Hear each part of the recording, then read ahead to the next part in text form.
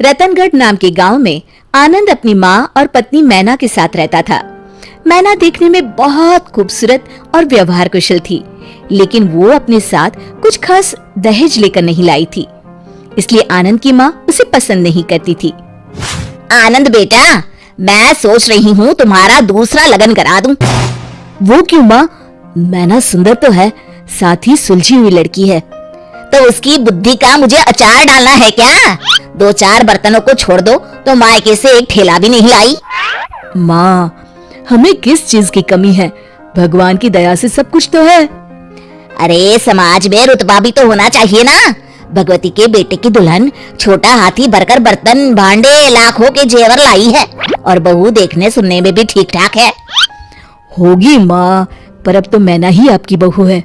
नहीं नहीं, मैं तो दूसरी बहू ही लाऊंगी। माँ, अब राजे महाराजे वाले जमाने गए।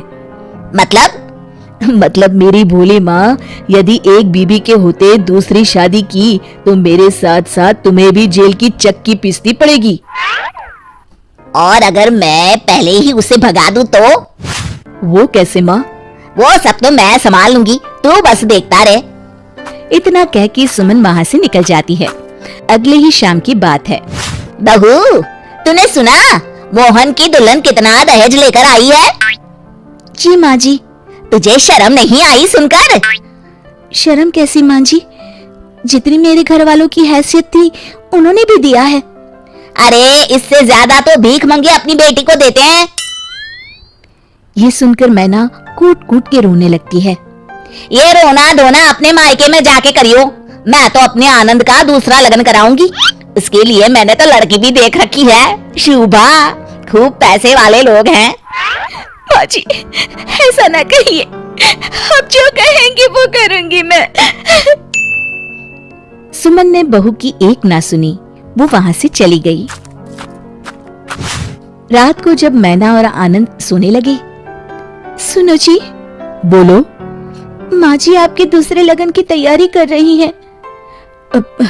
मैना, अभी रात बहुत हो चुकी है, सो जाओ। कल मैं माँ से बात करता हूँ। ठीक है जी, पर मैं कहीं नहीं जाने वाली, बताई दे रही हूँ। हाँ हाँ ठीक है मैना रानी। सुबह होते ही आनंद माँ के पास जाता है। माँ, मैना बहुत अच्छी लड़की है और बुद्धिमान भी है, क्यों आप दूसरे लगन के चक्कर में पड़ी हैं? ऐसी कौन सी बुद्धिमानी तुझे दिख गई जो मुझे ना दिखी? माँ, आप जैसे चाहे वैसे पता लगा सकती हैं। अच्छा ठीक है, लेकिन तब तक तू उससे कुछ नहीं कहेगा। हाँ ठीक है माँ, जैसी आपकी इच्छा। चलो मैं ऑफिस के लिए निकलता हूँ। अगले दिन मैना अपने कमरे में कुछ काम कर रही थी। मैना, ओ मैना, कहाँ मर गई? आई माँ जी। सुन, यदि तुझे इस घर में रहना है तो 3 परीक्षाओं का सामना करना होगा। ठीक है माँ जी। तो कल सुबह जब मैं सोकर उठूं तो बगीचे वाला कुआं सिंहगढ़ के मोतियों से भर देना। जी माँ जी, आप कल तक कुआं खाली कर दीजिएगा, फिर मैं उसे मोतियों से भर दूंगी। सास बहू की बुद्धि देखकर अवाक रह गई। फिर उसने पास में रखी टंकी की तरफ इशारा करके कहा, ये डलिया पकड़, कल इसी से पानी खींचकर इस टंकी को भर देना। जी माँ जी। मन ही मन मैना सोचती है, मैं सोने से पहले डलिया को रस्सी बांधकर कुएं में डाल देती हूँ। सुबह तक बांस की डलिया फूलकर पानी को अपने अंदर रोकने लायक हो जाएगी। अब मैना अपने कमरे में सोने चली जाती है। सुबह जब सास सोकर उठी तो बहू ने कहा, लीजिए माँ जी, जैसा आपने कहा था मैंने टंकी भर दी है।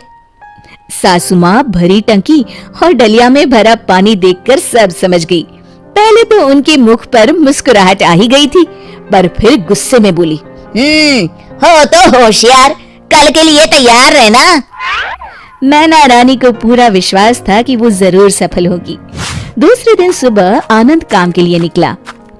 मैना, घर में चावल का एक दाना नहीं है, तुम बाजार जाकर 1 बोरी चावल ले आना जरा। जी माँ जी, पैसे दीजिए। यही तो चुनौती है, तुम्हें चावल बिना पैसे के लाना है। क्या, बिना पैसे के?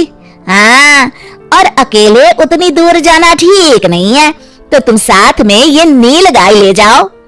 जी। और हाँ, नील गाय बेच कर मत आइयो, नहीं तो घर में पैर नहीं रखने दूंगी। नहीं बेचूंगी माँ जी, आप निश्चिंत रहें।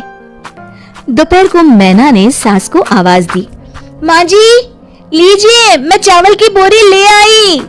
हाय हाय, कैसे उधार लाई क्या? नहीं माँ जी, नील गाय के बाल और सींग बेचकर। सास उसकी बुद्धिमानी देखकर फिर हैरान रह गई। ठीक है, अभी खाना बना, पेट में चूहे कूद रहे हैं। उसी दिन रात में मैना को बुलाकर सास ने कहा, सुन, कल मुझे राख की 2.5 हाथ की रस्सी बना के देना। राख की रस्सी? हाँ, सही सुना तूने, राख की रस्सी। मैना चुप रहती है। ये तेरी आखिरी परीक्षा है, अगर तू इसमें सफल होती है तो तू जो कहेगी मैं वही करूंगी। वो बिना कुछ कहे कमरे में चली जाती है। सुबह होती है और सासू माँ मन ही मन सोचती हैं, लगता है इसका कोई तोड़ नहीं मिला मैना रानी को, तभी तो सामने नहीं आई। चलो बढ़िया है, पिंड छूटा, अब मैं जाकर नहा लेती हूँ। उधर मैना ने एक बड़ी थाली में नाप कर 2.5 हाथ की रस्सी रखी और उसमें आग लगा दी, जिससे वो रस्सी राख की बन गई। जब कुसुम नहाकर आई तभी मैना ने आकर धीरे से थाली रखते हुए कहा, माँ जी ये लीजिए राख की रस्सी। सास ने परात की तरफ देखा और मैना को गले से लगा लिया। तू तो सच में विद्वान है री, मेरे आनंद के लिए तुझसे अच्छी दुल्हन तो हो ही नहीं सकती। शिक्षा, हमें दहेज का लालच कभी नहीं करना चाहिए।